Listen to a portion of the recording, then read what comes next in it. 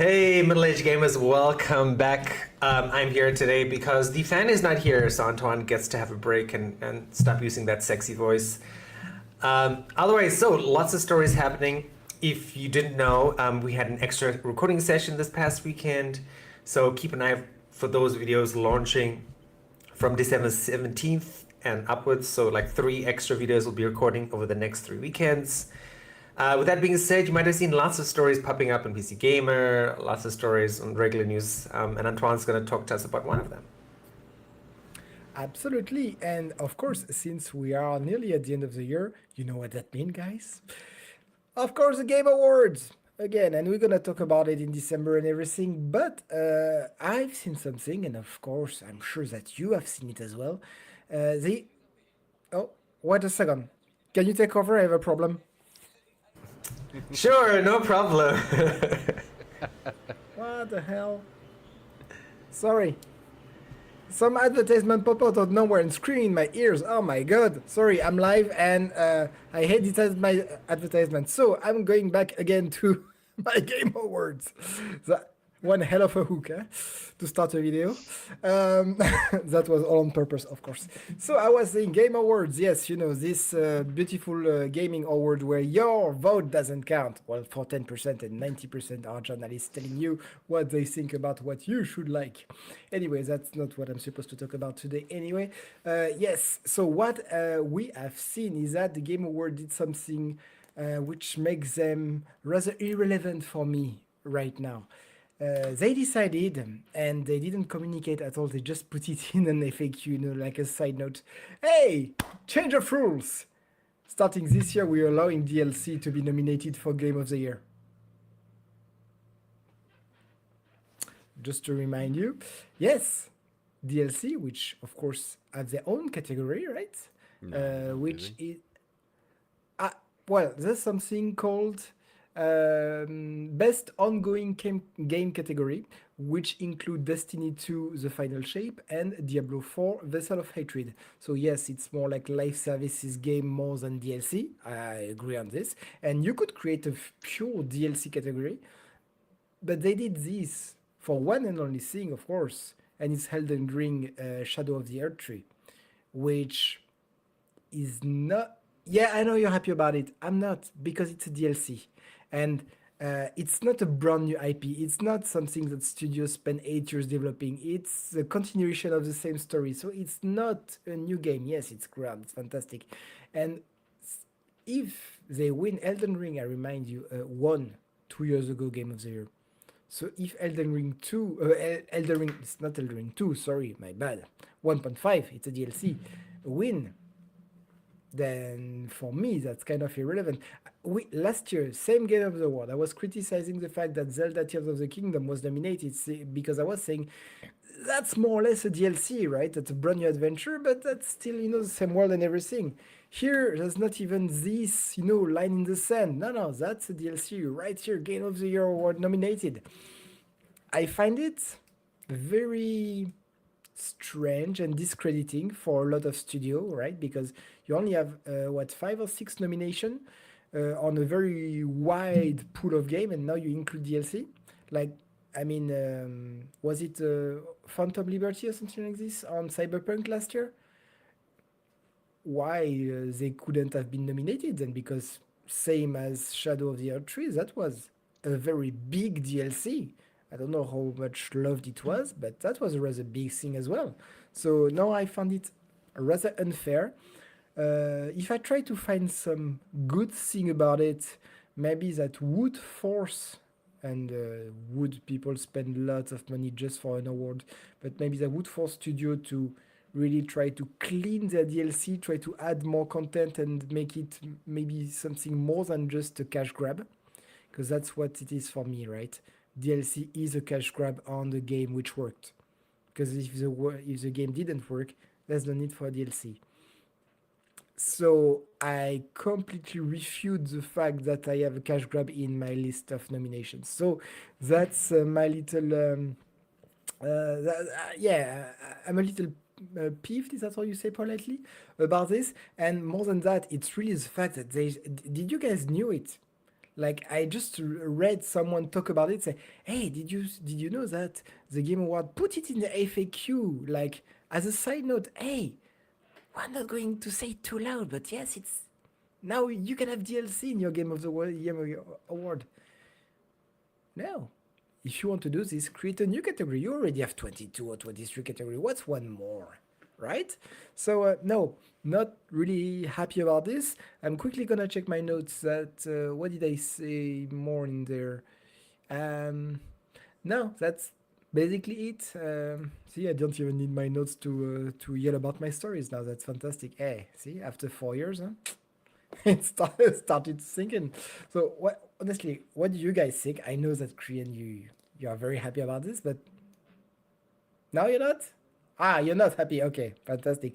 So please give me a bit of your comments, and of course, if you're in the chat today live, because you can be live on the, with us right now, and we're more than happy to discuss with you, or in the comments after, right? Tell me, what do you think of this? 'Cause for me, that's a very bad move on their part. Go ahead, Adam. Um, yeah, no, because I've been, I don't know why, but for whatever reason, I've uh, been on some forums talking about Armored Core recently, and it kind of did remind me that specifically with From Software, there has always been kind of a, um, historically, not always, but historically, there has been kind of a vague line between DLC and a sequel, specifically in Armored Core, not necessarily in their other franchises, but in Armored Core specifically, because like say you would have Armored Core, and then you had Armored Core, Phantom, was it Project Phantasma, and then Armored Core Masters of the Arena. But the thing is those games came out on the original PlayStation where DLC was not a thing because you couldn't download anything. So what they would do is they would release almost like an expansion game, but the expansion was independent. So like you didn't need the base game to play it. So in a way it's a sequel, but it's actually connected to the original because all your stuff from the original save will carry over into the new game. Um, but I think that is kind of a distinction there in that those were standalone games. I could play Armored Core, or I could play Armored Core 2, or I could play Armored Core 2 Another Age. I never, like if I played Armored Core 2, you know, my friend could buy Another Age and play Another Age, and they would never have to play Armored Core 2. It was entirely standalone. And something like Elden Ring, uh, Shadow of the Erdtree is not standalone. The only way to get it is to buy the base game of uh, Elden Ring. And so I think that is kind of the distinction there. Like for instance, you were talking about like Tears of the Kingdom, right? Where with Tears of the Kingdom, you don't need to have played Breath of the Wild. You can just buy Tears of the Kingdom and play it without ever touching uh, was it Breath of the Wild. And so in that sense, I'm like, okay, yeah, it's an in-engine sequel. So I would say it is a distinct game. I mean, it's using the same engine, it's using a lot of the same assets, but it is a distinct game. I don't have to, if I hadn't, if I wanted to play it this year, I don't have to buy the, Breath of the Wild and then, play through that or, at least own that as well. Whereas with Shadow of the Erdtree, yes, you do have to buy Elden Ring. So if you didn't have it already, you can't just jump in here. You have to buy the original game or kind of like their Game of the Year edition or whatever that has all the content. But um, yeah, I think that would be the distinction for me as to whether a game is a true sequel or a game is a DLC. Is do I need?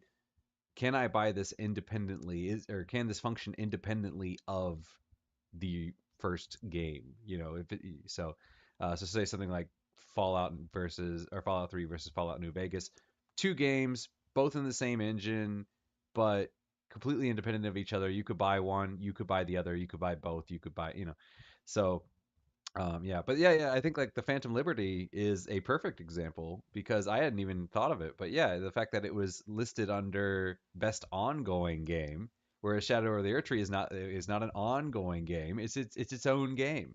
And I think that's really shady kind of things. But I've heard a lot of people talking about how Jeff Keighley does kind of play favorites, and he does have his favorites, and so he can kind of do things as he wants, and it's his award show, which there is some logic to. But yeah, I don't think Shadow of the Erd Tree should be nominated. I do think it gets a little fuzzy when people start talking about like remakes. I think if it's something like The Last of Us 2 or something like that, where you're like, I'm going to port it to a new console, so I'm going to upgrade it, but I'm not going to make any fundamental changes to the game. I don't think that should count. Something like, say, Silent Hill or Final Fantasy VII Rebirth or the Resident Evil remakes. I personally would count those simply because I feel like they fundamentally do change quite a bit. They add content. Um, the gameplay has changed up a little bit between them. So those I think would be okay. Something that's just like basically a Last of Us remaster. And I think that's part of the problem now is that there's just it's so muddied as what is a remaster, what is a remake, because we just throw those terms around interchangeably. But no, I don't think Shadow of the Erd Tree should have been nominated. It should have gone to something else. Yeah. Very cool. And with that note, let's move on. Adam, your story, first story, please. So my first story is going to be about the PlayStation 5 Portable. Supposedly, this was just a couple days ago. Not announced, but revealed, I guess, indirectly. I believe it was Bloomberg wrote a report on it. And basically, what they were saying is that Sony has confirmed that there is in the works the plan to make or they're trying to design a portable version of the PS5. So basically, it would be like your PlayStation Portal, but it would actually be a PS5 in your hand. It wouldn't have to stream things. Now, this is several years away, so it is one of those things where it's like, okay, is this actually ever going to come to fruition, or is this the kind of thing where they're like, oh, we're just kind of working on it, but we don't have any current plans to actually release or not release? It's just we're going to kind of see how it goes. That's not quite clear. So, we don't know when it's going to come out. The other thing that's going to come out is the other thing that is that it being a few years out, that's looking like it might be launching alongside the PS6. So, um, what is that going to look like if it tries to launch side by side with the PS6? Is that going to be competition or what? So we don't really have too much information on it other than the fact that it is in development. That's basically the only information that we have. But it does. I do have some questions about it. Like for example, my personal concerns. The biggest one is going to be price point because um, like we talked about this a bit offline, so I guess we're gonna have to rehash some old conversations here for the sake of the audience.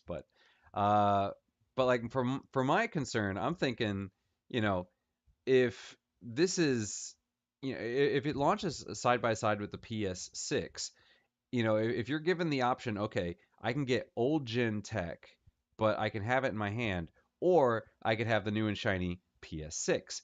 Which one are people going to want to buy? If they're at the same price point, I don't see this selling very well because I'm thinking people are going to want the new tech. They're going to want the PS6. They're going to want, you know, I don't think that portability of an old console is going to offset the extra power of a new console and being able to get those next gen whatever we have then better ray tracing or 8K or whatever. um I don't think it's going to be able to offset that necessarily. However, I do think that there will be a market for it in the sense that, like, for example, if you marketed it as kind of like a PS Vita, where it's like, okay, this is not your full home console. This is like a traditional handheld console. It's smaller.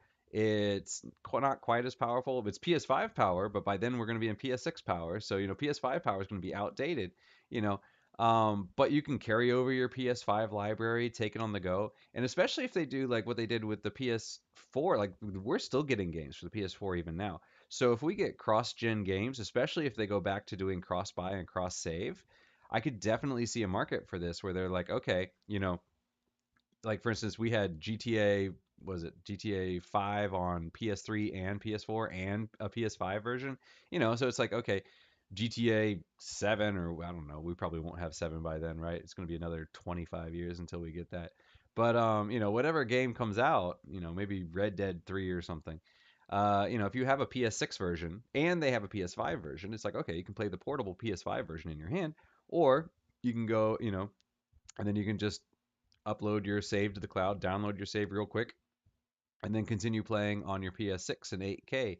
And I could see a market for that, but I do think that you'd have to market it as a peripheral, and as such, the price would have to be reduced. I don't think you could charge a full console price and expect this to be very successful alongside a PS6. I just don't.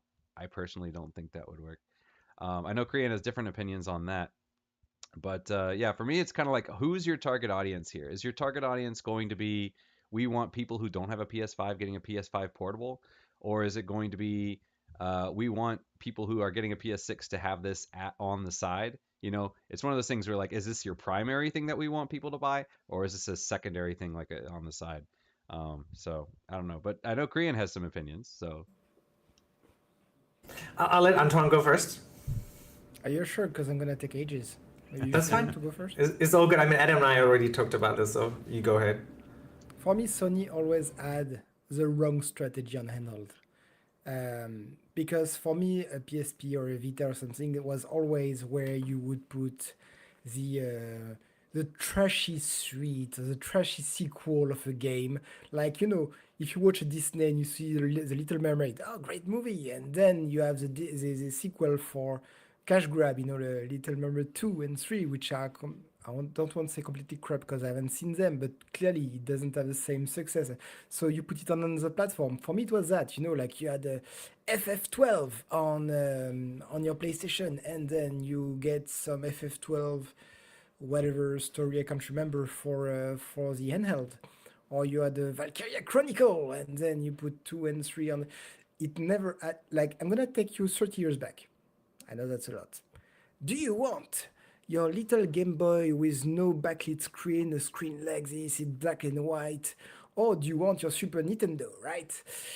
Well, you know what? On the Game Boy there's Pokemon Red and Blue, which I don't have anywhere else.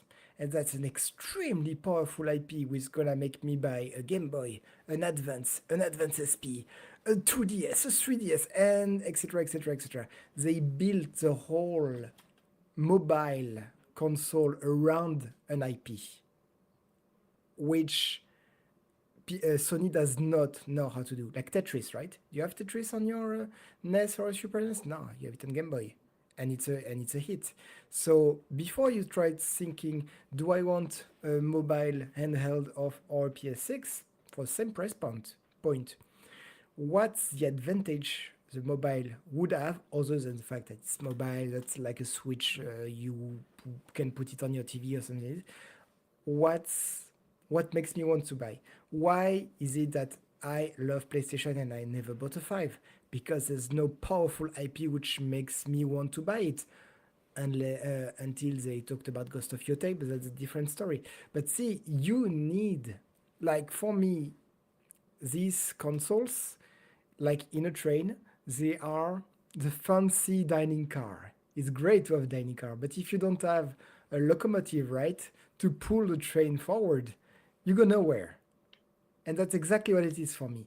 You need a powerful new IP to have your console take off, and Sony is very bad at that. And that's the problem.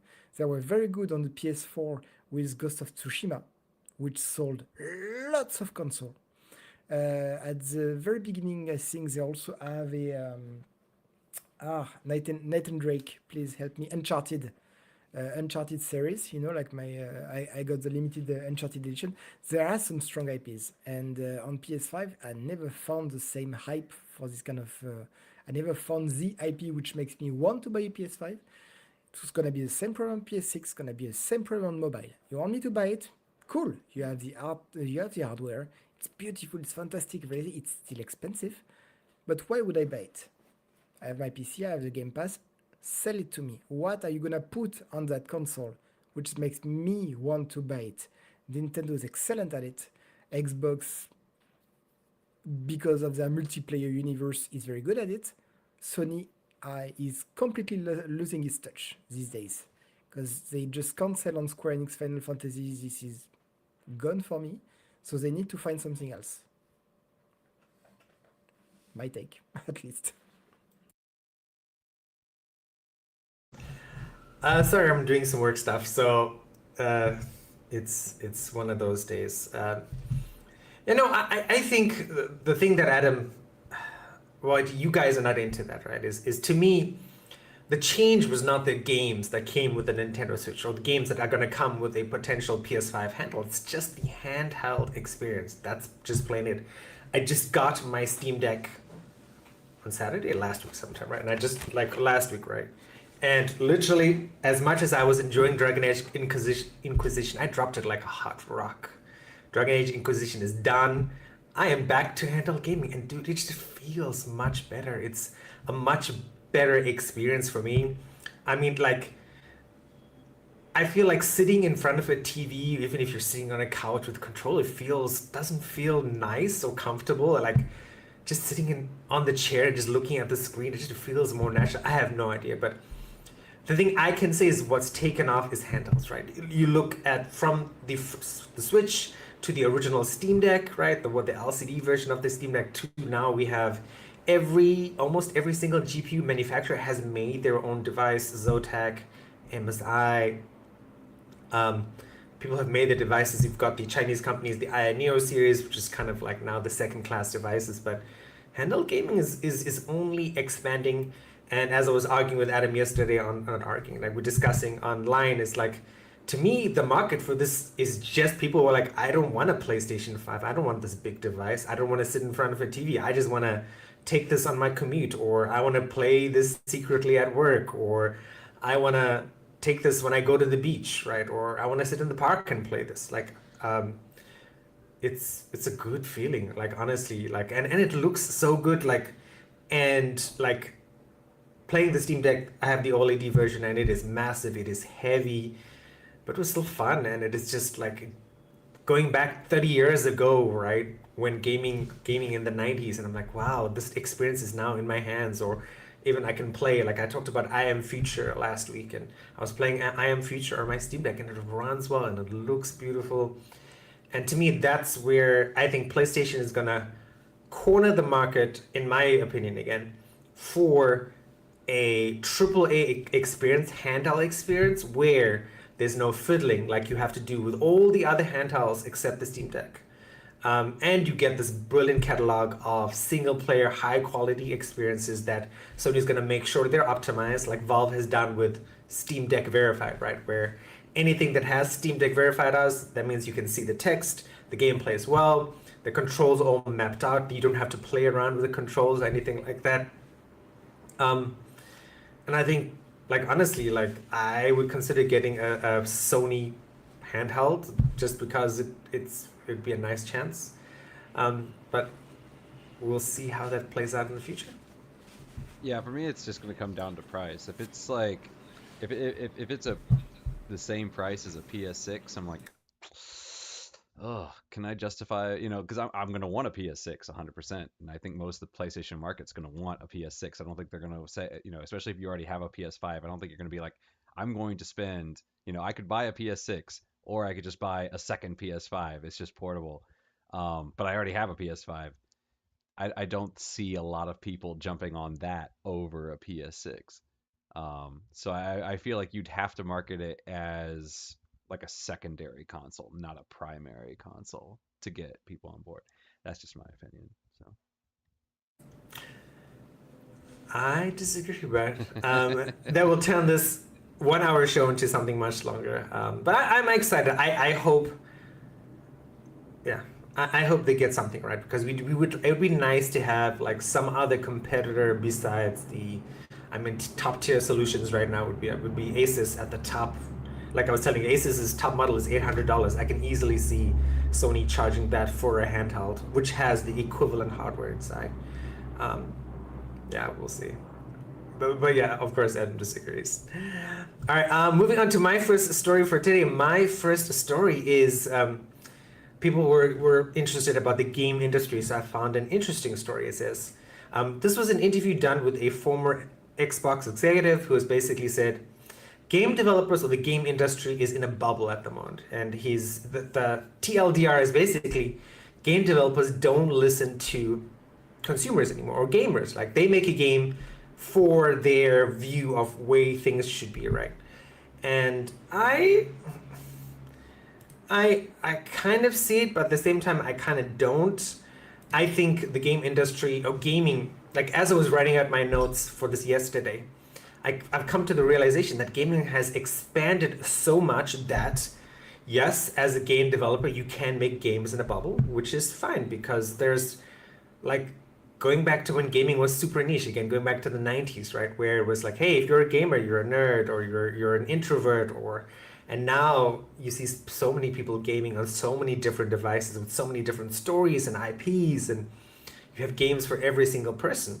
So I don't think gaming has become more niche, but more along the lines of it looks like it's becoming, or devs are in a bubble because it has become so expansive and so many people, and the industry continues to rack up billions upon billions of dollars in revenue every single year. There are definitely, I think, bigger studios who do make things, who are in sort of a bubble, like, yes, I'm gonna make this game and this game and this game, example, Treyarch and Call of Duty, right? And every single time I make a Call of Duty, it's gonna be 25% better, and that's good enough because we're making money, right? And there might be people doing other IPs which do the same thing, right? So, but anyway, I think we're not gonna change. I think possibly in the next 5 years, we're gonna get a change in the industry in the sense of saying, hey, making a game every single year, like in the case of Ubisoft, right? There's been a big pushback against making yearly Assassin's Creeds, right?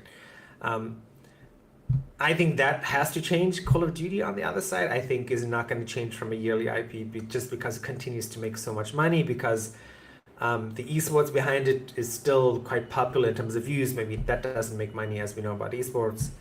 But anyway, I'd be interested to hear, Antoine, what do you think? Is the gaming industry in a bubble? In a bubble, no. There was definitely a bubble during COVID time because everybody was stuck at home with nothing to do. So clearly, it spread the joy of gaming to a large audience which would have never discovered gaming otherwise.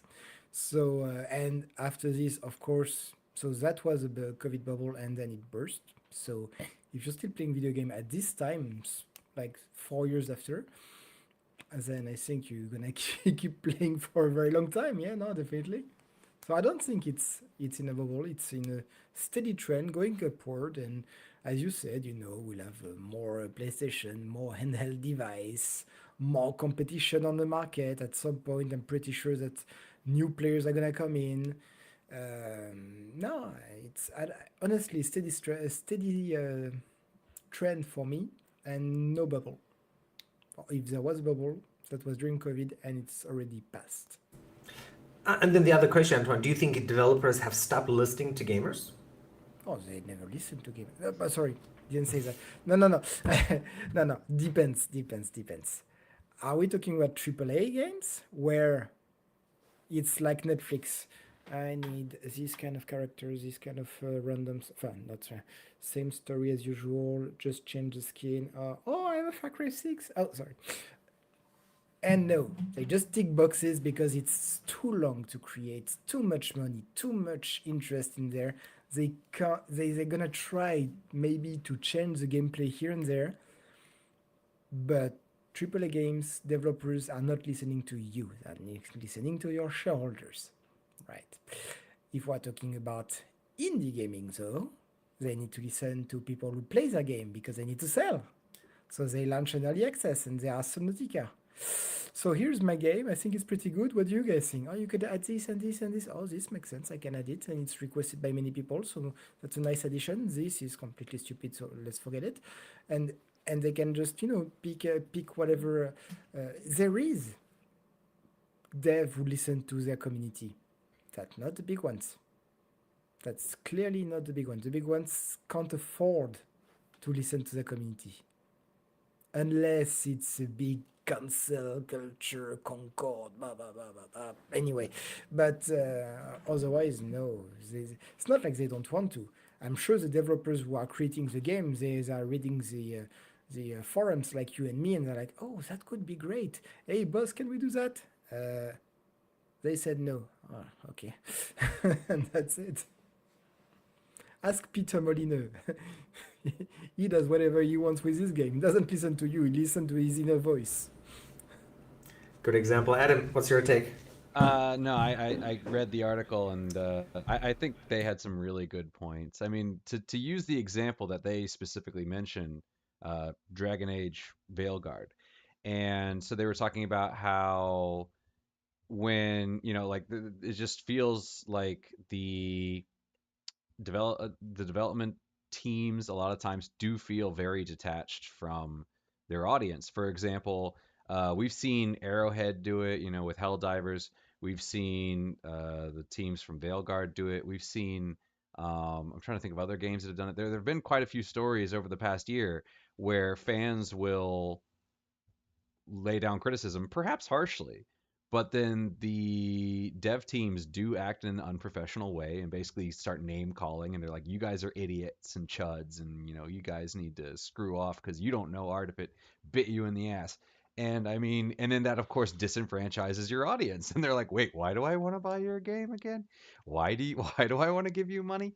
Um, and so yeah, we've seen that from several developers this year doing that. And we've seen some people. We've seen a couple layoffs of media of was it social media managers as a result um, of that.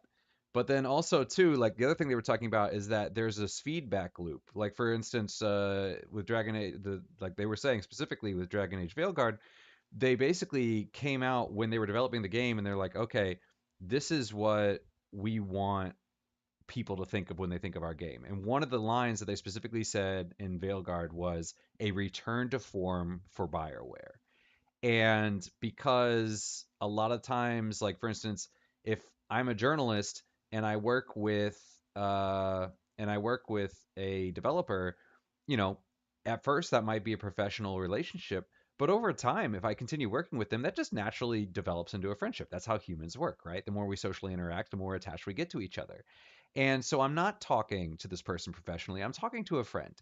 And this goes back to kind of like with the Game Awards with Jeff Keighley, right? Being like a huge fan of Hideo Kojima, and now he just advertises Hideo Kojima everywhere, right? Always has these big things with Death Stranding and all that because they're friends. And so they were saying like, the BioWare people are like, we want this. And so if you went through a lot of the reviews, it was ton of the reviews were using that exact phrasing, a return to form for BioWare. And that wasn't because that wasn't a reporter generating that on their own. That was a reporter talking to the people at BioWare who they have a good relationship with. And even if they're not necessarily friends, it's one of those things where like if I give you an interview and I give you a good interview that you're happy with, you're more likely to accept my request for an interview in the future. Whereas if I wrote something bad, you're probably next time you're gonna be like, nah, I don't want to do an interview with you, right? So they want to maintain that relationship. So they post these positive things, and then the developers are like, oh yeah, see, everything's going great. All these media outlets are saying how great we're doing, and then because of that, it creates this, so everything we're doing is fine, and then so they continue working on it, and then they talk to the press, and the press is like, oh yeah, yeah, yeah, yeah, let's get another interview. This is fantastic. You guys are doing great. But then, when it goes to actual fans, then it doesn't reflect in that. And again, the example was Dragon Age Veilguard, for example. When it first came out, IGN released this glowing review of a 9 out of 10. And then, for instance, and then people were talking about sales, and they're like, "Oh, look, this is the highest, the quickest selling EA game on Steam ever." But they're ignoring the fact that this is the first time that a game has launched on Steam. There's never been a launch game on Steam. So now we're getting news, like these many weeks later, that actually it's selling more slowly than Dragon Age Inquisition. So it's not selling as well as previous Dragon Age games. It's just selling better than EA games that have never traditionally sold on Steam at launch. But because that's a positive thing, that's what is reported. And so they're like, oh, yeah, see, this game is super successful. And then later on, it's like, oh, wait, maybe it's not quite as doing as well as it looked like it was at first. And so they're talking about how there's this kind of this feedback loop. And that's the bubble, is that they're not listening to people outside their group. They're listening to their friends. They're listening to the people that they work with. Um, and because of it, then it becomes very confusing when things don't succeed because you're like, wait, everybody told me that everything was great. Everybody told me that everything was fine. But then it turns out that you're surrounded by a bunch of yes men. So you're kind of blindsided when something doesn't work out. And I do think that's an issue. And I have seen that happening this year quite a bit with quite a few developers. So yeah, I do think it's a thing. All right, and on that note, Antoine, why don't you lead us off with your last story for today? All right, so imagine a little Christmassy jingle like a. I'm thinking of you and myself, of course, because we are deep into the Black Friday sale, and you want to get something for your little ones who want, the latest games, right? So I'm gonna talk to you about Sonic's and Shadows, or Sonic's X Shadow, I don't know how you call it, which is released on Switch, PC, PlayStation, and Xbox. And this generation, so I'm gonna call the new generations because, as you know, there was a generation released 10, 15 years ago, maybe more. So this new generation has been a massive hit at launch, and that's not a journalist being friendly with Sega, right? It's just Sega did an excellent job, right? And yes, including the early access on day one, they already had sold 1 million copies, which is not bad. After a month, they sold 1.5 million copies, which is even more than Frontier did. Just to give you a little comparison, right? Um, generations, so Sonic Generations, the old one, sold 1.85 million copy in 6 months. Sonic Frontier, which is 2019, 2020, something like this, sold 2022, sorry, 2022, much closer, 3.5 million copy in 6 months. And this Sonic's X Shadow, after not too long, actually 1 month, something like this, is already selling more than Frontier. So traditionally Sonic, I don't know if it's traditional or not, but I realize that they always, most of them are released on November, and they are looking at their sales 6 months, so we're gonna check that in May 2025. But at this time, Sonic's X Shadow Generations is the fastest selling 3D Sonic ever, which is grand because I recall that Sonic was dying 10 years ago, so I'm very happy for them to come back. We talked about Sonic earlier, with the Olympics, saying that they broke their deal with Sonic and Mario at the Olympic Games, that it was finished, and also I was afraid of poor old Sonic, and apparently it went great. So I don't know if it's the fact that Generations was a very loved game, that Frontier worked very well, so people trust Sega for making a great Sonic, or is it the fact that Sonic 3 with Shadow will come out in cinema, and then right now there's a big hype over this Shadow character, which is pretty cool and dark and edgy. And he's so powerful and immortal, and anyway, Shadow is one of the most loved, character in the Sonic universe at this time. So yeah, that's my little. So basically, that's my little pick for your Christmas shopping. I've seen it at minus 40%. I think, was it on Steam? No, sorry, on Nintendo Switch and PlayStation version. So I know it's on sale on. Was it on Steam as well? Don't take my word for it, just check. But for the other two, like Switch and PlayStation, it's minus 40%, although it was only released a month ago, so a very big deal. So if you want to please your little one, for not so little, and hopefully mainly likely a boy, because I'm not sure Shadow is really resonating with little girls, but that's clearly my recommendation of the day. I think it's gonna be great, and I'm seriously considering it as well for mine, for my kids. So if, of course, you have any recommendation, for Christmas and everything, if you see something fantastic on Black Friday, put it in the comments, for not just for us, right? For the guys, we do have more than 1,500 subscribers, so I'm sure that some people will like to see the latest deals, even if it's super niche, right? We always talk like Sonic is very mainstream, so if there's something very niche and you saw and you're like, you guys need to try that, like the hidden gems. We haven't done hidden gems in a while. We always like these. All those. Sorry, my English is gone. It's late. So yeah. Please put in the comments. We would love to have your advice, guys. Anything you want to recommend for Christmas? For Adam? Christmas. Caught me unprepared. It's okay. Yeah, It's okay if you don't have any anything. games. That's all Yeah, right. really. Give Slitter had a Eh, shot, but it's not gonna be for everybody. I will say that. no, Um, I was thinking little girls, little head. oh, for little Okay, girls no. specifically? No, no, Oh. no. That's fine. That's Um, fine. That's fine. No, I was thinking kids. But yeah, No, I mean that's Shadow's he's all, everything is about Maria, right? He's all about the little girls, you know. He's yeah, that's his whole motivation is trying to help Maria or save uh, her or whatever. But oh, thank you because it didn't come out quite right at first. So yeah, that's no, why.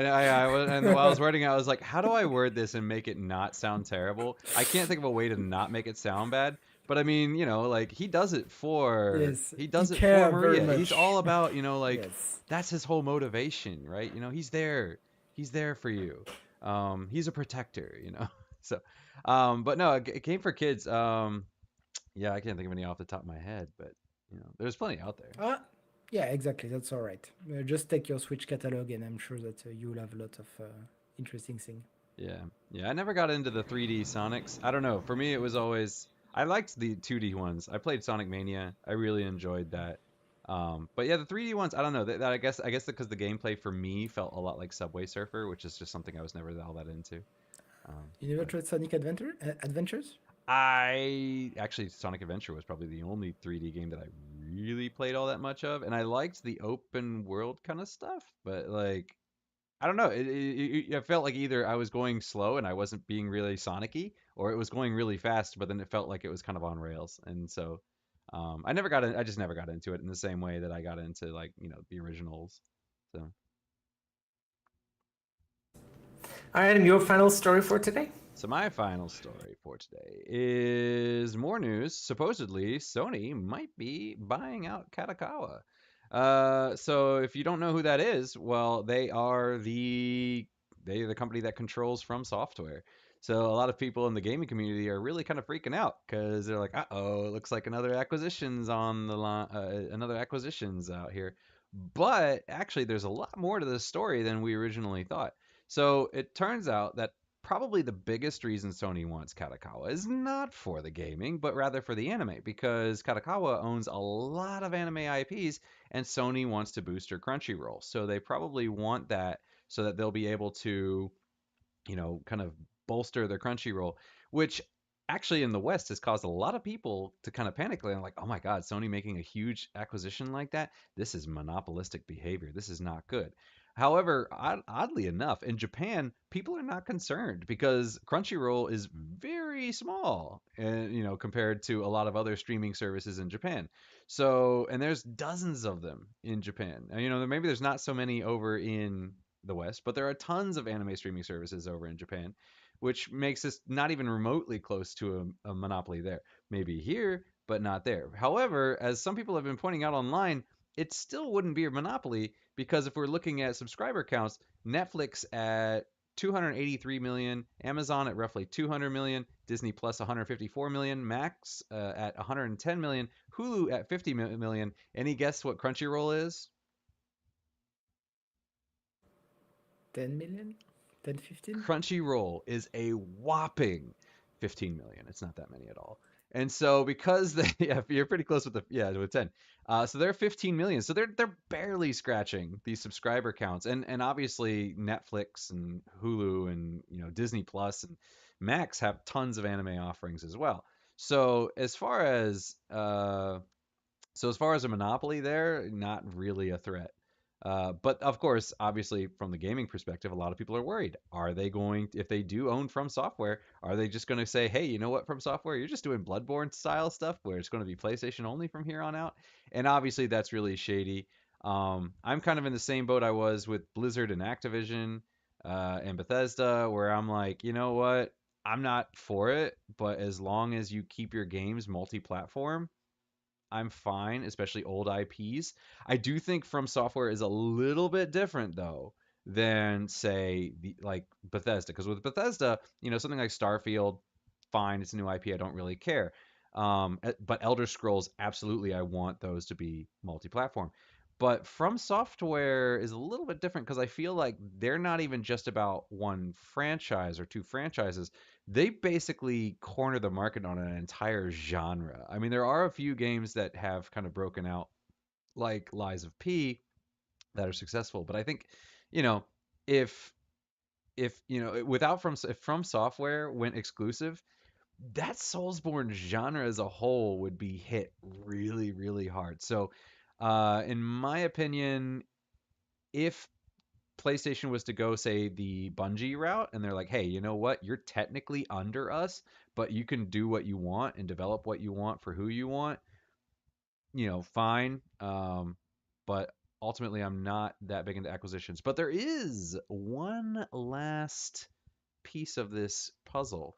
It looks like actually Sony did not approach Kadokawa about this. Kadokawa approached Sony and said, hey, would you like to buy us out? Which seems really odd, but apparently the reasoning is that actually Kakao, which is a Korean company, has been aggressively buying up stock in Kadokawa recently, and Kadokawa was actually afraid of a hostile takeover.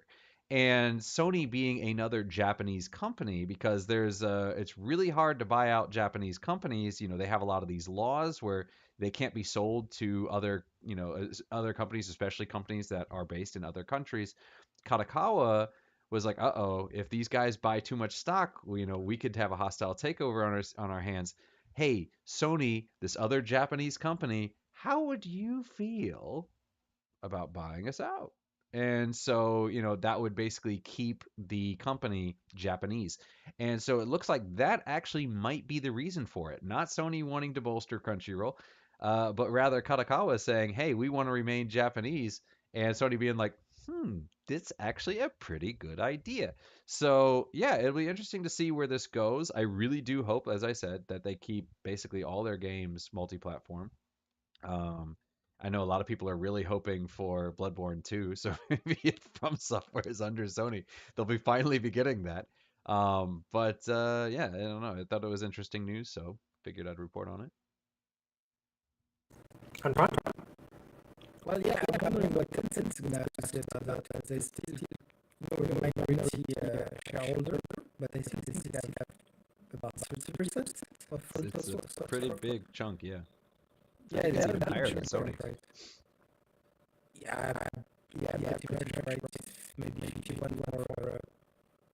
Anyway, in any case, it's in Chinese. I'm not sure that they have a chance at buying Kadokawa anyway. But no, maybe they can't get out of it, or no. Maybe being motivated more, I don't know. Didn't know about the Korean corporation. That's interesting. And yeah, no, I my kid is big on Crunchyroll, so he's been very happy that he has more anime to watch. As long as it's translated in English. Many stuff not translated, that's annoying. I never knew the name Kadokawa until I recently got into Crunchyroll. I subscribed like 2 weeks ago here in Taiwan. Super affordable because just like, I mean, like as someone who's been on Netflix and Disney Plus, right? Like actually their anime offerings are pretty, like there's no more than 20 titles on each platform. It's not that much. That's literally why I gave up on Disney Plus, because there was like literally no more anime for me to watch. Netflix was the same. Netflix gets in a few titles every quarter at the most. But Crunchyroll, like it does say, hey, we have the latest shows from the full season, and they do. And it's so hard to get anime, honestly. Like, if you're not, like if you're doing Netflix in Taiwan, right? If you're doing Netflix or you're doing Disney Plus in Taiwan, right? You're in a locked region. Maybe you could get some other access if you did like a VPN or something like that. But to me, this makes sense. On the subject of Tencent's stock price has been flat for the whole of this year. I just looked up their 1-year stock chart and it's literally not moved above $50 a share for the last year, between that band of 50 and 60. That tells you, man, that company's got issues. So I would say if you're Tencent, like, if this minority stake in Kanagawa is not doing anything out there to sell it. They need the money, especially given how poor the Chinese economy is doing, right? They need to put their money into things that are going to make them money, make their shareholders money, and improve value for the company, right? So that stock price can actually move after the last year. Because if I was this Tencent shareholder, I'd be like, yeah, what are you guys doing? Anyway, on that financial note, I want to talk about my last story so we can finish on time today. My last story is a game called 𝙎𝙪𝙥𝙥𝙦, which is living your fantasy of being a paleontologist or an archaeologist. It is a game I saw on Kickstarter, and it was one of those games where I'm like, how many games have you kickstarted this year, Korean? I don't know. I don't remember at all. Maybe another one would work. But I didn't. I withheld. And now it is in early access. So 𝙎𝙪𝙥𝙥𝙦 is a game made by Spilt. I keep wanting to read this as Split, but it's Spilt Milk Studios. This is their first quote-unquote big game. They've published like 8 or 9 other games, but they're all these like really small games that you might not have heard of. This is a game I would say is probably the biggest game compared to some of the other games. 𝙎𝙪𝙥𝙥𝙦 didn't make like the millions of dollars, but they did make I think 100,000 or 200,000 or so. I can't quite remember. But basically, this is a game where you're like a goblin in like a fantasy setting, and you take trash or these like artifacts, and you like take a pick and you're picking away at it, and then you have this. After it's broken up, you have this like thing, like an earring or like a statue or like an idol or something like that, and then you sell it to people, right? Like, hey, I repaired this stuff. This is nice. Please buy it from me. You can also combine these things. So you might get like a statue, you might get some like horns, you combine them into this other statue and then sell this to someone else.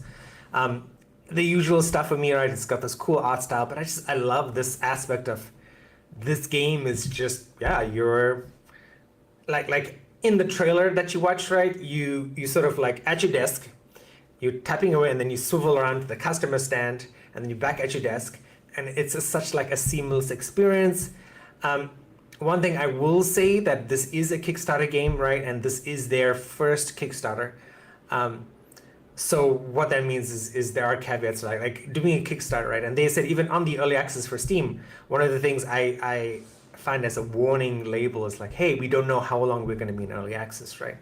And so if you're someone who's been on Steam a long time, I've been on Steam, oh my God, it's like the last 20 years or so. You will see games that are like, yeah, we're going to do A, B, C, and D, and E, and F for this game. And they never get down to it, right? Is one problem. And they're like, okay, game's done. We're releasing it. Or the second thing is like, you know what? We've run out of money. And now we're canceling the game. But now in this age of Steam refunds and stuff, and Steam being a lot more proactive and maybe just they don't want to get sued, is that like if someone does give up on a Steam early access, right, there is a good chance Steam will refund your money, or Steam will give you partial refund, or like strengthen up the rules for the next person. So that being said, this is kind of a unique game. I don't know if Adam or Antoine know of a game like this, but this to me caught my eye. Just because again, it's in that vein of cozy, relaxing, stress-free games. I will say, on a side note, I Am Future is not stressful because I have not figured out how to grow food in that game, and my character is continuously starving while I run around on this really beautiful world. But I'm like, where's the food? It's just steel and wood and stuff everywhere, which sucks. But anyway, 𝙎𝙪𝙥𝙥𝙦, it's out right now in early access. So if you're not an early access person, don't buy it. Wait until it releases. The end game is supposed to be endless replayability, lots of different quests, lots of different things to do, side missions, different sort of objects that you can sort of recover as you like tinkering away, I guess, for a lack of a better expression. It's about under $10 on Steam, depending where you are in the world. Something, again, already on my wish list. I don't play early access anymore. So, but once it's released, it's going to be another game for the Steam Deck, so that I never have to sit at this computer again, unless I talk to Adam and Anton. Or unless we play, what are we playing next year? Subnautica 2 co-op. That's the other choice. Guys, any final thoughts? Just on 𝙎𝙪𝙥𝙥𝙦, it's $20 Canadian, but if you don't want to pay for it, there's a free demo, which I just downloaded. So, you'd lose nothing by getting it. Yeah, I think you mentioned this one before. It looks familiar. I feel like I did. Like I saw this and I'm like, I think I might have talked about it on a Kickstarter. All right, guys. So before we end up today, how's the gaming going? What's been happening this week? Antoine first. Lots of work, so not much. I tried to play 𝙂𝙢𝙢𝙧. I tried to continue, but it's I think a very long game, which is very very good. But definitely trying to cut my RPG with raid. You know, it's a kind of game which believes that if you do your story from point A to point B, you're gonna get bored. So every time, like every 2 hours, you have some beast raiding your village. So you have to stop what you're doing to go back to the village and beat up some monsters, which is great because at least you are not bored doing the same thing. But that's too much of it. I don't need to go back to the village every 2 hours. Let me play a little bit and advance the story because I don't have that much time. Otherwise, fantastic game. I'm really happy with it. Adam? Yeah, I'm mostly playing Persona 5 Strikers, kind of catching up in Final Fantasy 14. They recently dropped the new patch. Yeah, so that was like a couple weeks ago. So I've been dabbling in that, and yeah, I just completed all the tasks in the Stellar Blade DLC, so I blazed through that pretty quick. So that's all done. And now my friends and I are finally getting into Baldur's Gate, so that's fun. That's gonna be fun. All right, fantastic. And on that note, thank you everyone for tuning in. As always, thanks Adam and Antoine for pitching up and coming up with some really interesting stories and talking points. Thank you guys for watching this later. Thank you guys for tuning into Adam's live streams. As always, right, we will be here next week, Saturday. Our Saturday extra recording sessions are not live, but stay tuned for those when they do get released and edited towards the end of the year. And then we will see you back. We'll be recording until, I believe, December 13th, and then the last show will be somewhere around there, just before Adam gets on his plane to Virginia. And then otherwise, we'll see you guys in the new year. But anyway, see you guys next week, and we'll talk to you later. Bye. Bye bye.